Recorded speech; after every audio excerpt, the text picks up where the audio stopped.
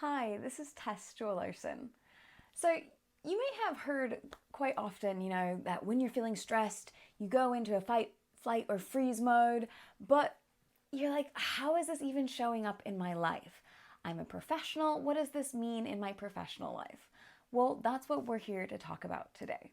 Now, this is going to be short and sweet, so just to give you a little bit of, idea of what the nervous system is, and then dive into how that can show up in our daily lives, in our work lives, and then a couple of tools that you can use to support yourself when you're feeling these things.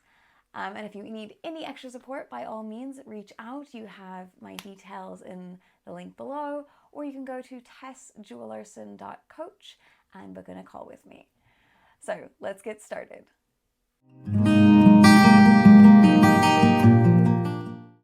So the first thing that I want to talk about is our nervous system. Now, our nervous system, what does it do? It keeps us alive. It's this beautiful system that takes care of you. So part of our nervous system is, what helps our heart beat, what helps our lungs go, bring air in and out. And then the other part of our nervous system is this part that's constantly scanning our environments for possible threats. Is it safe? Is it unsafe? And then if it feels like it's not a safe environment, it causes reactions within the body. And, some of these things might be fear. Some of these things might show up as anxiety, overwhelm, discomfort, right? So depression. So all of these different things can show up in different ways depending on how our nervous system perceives that thing and how often it comes up over and over again, right? Because if we're constantly in this fight flight mode, then we're gonna keep holding on to that, right? Because all of this happens, some of it happens in our head, but most of it happens in our body. Okay, so it's a physical thing. We hold on to all of these things. And so what's the best way to start stepping out of it? By moving your body, by listening to your body, by changing maybe the way you're breathing. So before we get into the tips of how to reduce it, let's talk a little bit about how can this show up in your life. So imagine you are sitting down to work on a project and you're like, okay, yep, I've got 2 hours scheduled for this. And then you're like, yeah, oh, look, it's my phone. Oh, ooh, Instagram Reels. Ooh, that was a cool reel. Oh, that's another cool reel, right? And so you're just like going through your reels instead of doing your work. Or you're like, oh, look at that thing, that other thing that has to get done, right? Oh, I'm going to go over there and get that thing done instead, right? So this is your body in that situation. It's like, oh, I don't really know what to do. What's going on the other side of this? Oh, maybe I'm a bit nervous about it. So I'm going to step away. Right? I don't want to deal with it. So I'm just going to step away. So this is your flight, right? You're moving out of the way.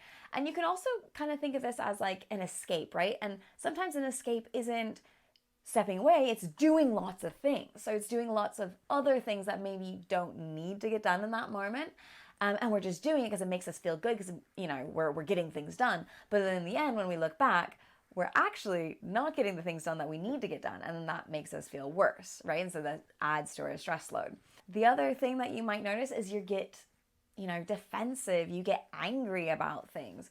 So imagine, I don't know, a colleague like said something to you and you're like, oh, that's not okay. Like I did more than you're giving me credit for. Or you're in a sales call, right? And you get really defensive about your product or whatever it is, right? So how is this showing up in you? You could also be getting angry, right? Maybe there's just anything, someone breathes next to you and that sets you off. Okay, so this is your nervous system telling you that something isn't right. And so we need to look at, okay, what is it? What's going on? Is it this constant stress that we're holding on to? What can we do in our physical body to release that stress? And another thing that you might notice is this freeze, right? And so you imagine you start to do this project, you get in it and you just, I don't know, right? Oh, I don't know. And then cue all these things that you're like coming up with, like your imposter syndrome, your negative self-talk, right? I can't do this, so I'm just going to sit here and go, what's going on, right? And it causes this depression. It causes this exhaustion, right? All of these things cause exhaustion. But when you get into this mode of full on freeze and you just can't go forward, you can't go back, and you're just stuck, right? Listen to it and notice what can you do to help kind of give yourself that little pep. So if you're in the flight and if you're in the fight modes, then what can we do? Well, one idea would be just to kind of start reconnecting with yourself. So maybe you take a moment to ask yourself, how am I, right? Like, what's causing this? And not in a judgmental way, not in like, oh, I can't believe this is happening, but just in a curious way, right? Your little Socrates, like, why is this going on? What's coming up for me? And ask yourself, like, is there something I can do? What would feel good for me right now?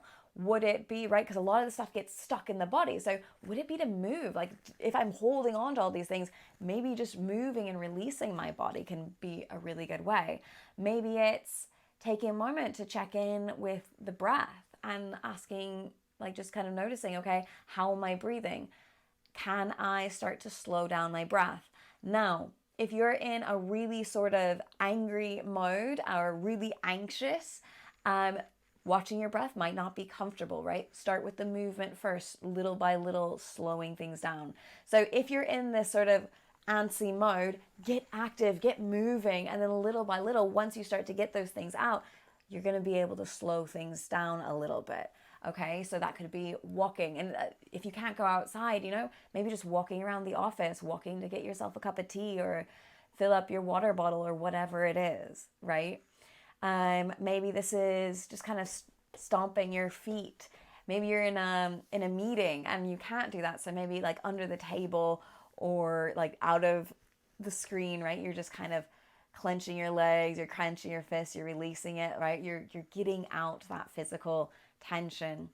Another option might be to, if you're really feeling like really, really riled up, I would really recommend to leave the situation as best as possible and just kind of shake everything out, shaking your whole body, getting that full on release. And if that's not working, then like maybe doing some heavy exercise. But what you want that movement to start big and then start slowing down, bringing yourself into the moment.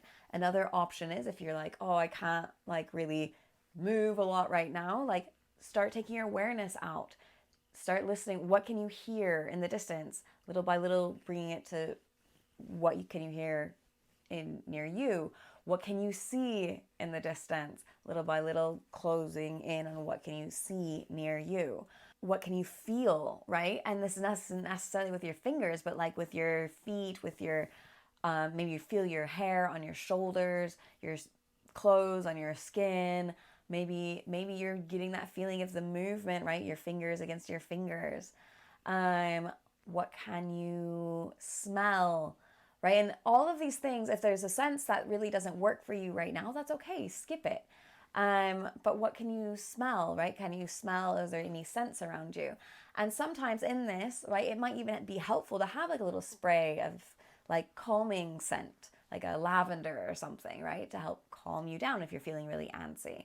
What can you taste? Is there something that you can taste? If you have a cup of coffee, or tea or water, you could try to see what does that taste like, but you could also just see what's the taste that you have in your mouth. And then if you're in that freeze mode, you're in that depression, you're slumped, you're fatigued, you're like, oh my God, I can't keep going, right? Going back to the senses. Maybe using a uplifting spray, like a citrus spray or a eucalyptus or something like that to brighten things up a bit. Maybe you start really slow movements, and bit by bit, when that feels comfortable, you start to move things a little bit bigger, getting a little bit more energy in them, right?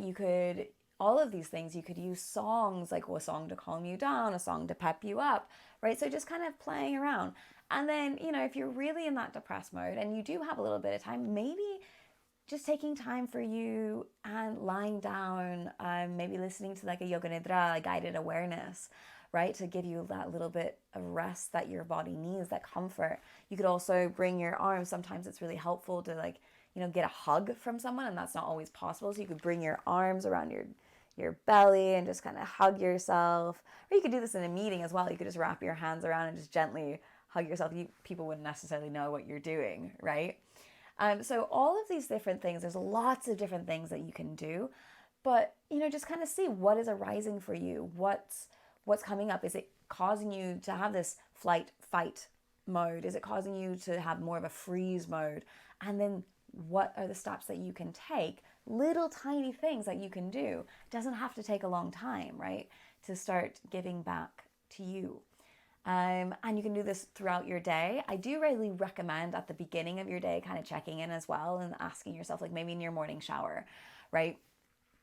How am I feeling today? What is one thing that I can do to give back to myself, right? So if you're in your shower and you're like, oh, I'm like feeling really antsy and like lots of things in my head, like maybe go out for a 10-minute walk, right? Or get like a 10-minute movement sequence in, maybe more of an active sequence at the beginning that starts to slow down. If you're feeling like tired, maybe doing 10 minutes of something that's gonna help you rest and relax and feel comforted to then give you the boost to move forward. And maybe that's putting your legs up the wall, maybe that's listening to a guided awareness, maybe that's just sitting with a cup of tea and just kind of bringing your awareness to that cup of tea. Maybe that tea has something, peppy in it, some spicy something to give you that little bit more energy. But just play around with these things. Ask yourself, what can I do to meet myself where I'm at and to take that step forward to help me come out of this. So I hope this was helpful. And if you're like, yeah, that 10-minute thing sounds really cool. How do I do that? I have a mini ebook called The 10-Minute Method, Stepping on a Burnout. You can download it. There's going to be a link in the description below. And or you can go to tessjewell-larsen.coach/freebie. You can download it there. And so this 10-minute method ebook, it takes you through how the method works, and how you can start using it in your daily life. And then it also gives you 4 weeks of like calendar to help you work these things in. It also talks about things like, what are your most important tasks,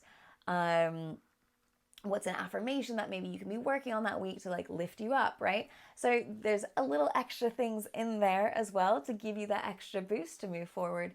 But take each day as it comes and meet yourself where you're at in the morning, afternoon, evening, night. Give yourself that little love. Remember, your nervous system is there to love you. So let it help you love you. But it doesn't mean that it always knows exactly what it needs in that moment, right? So listen to it and help guide it to support you in the best way that it can. I hope you have a wonderful rest of your day. And if you like this video, I highly recommend that you like and subscribe my page, or I would just like you to. Have a wonderful day and hope to chat to you soon.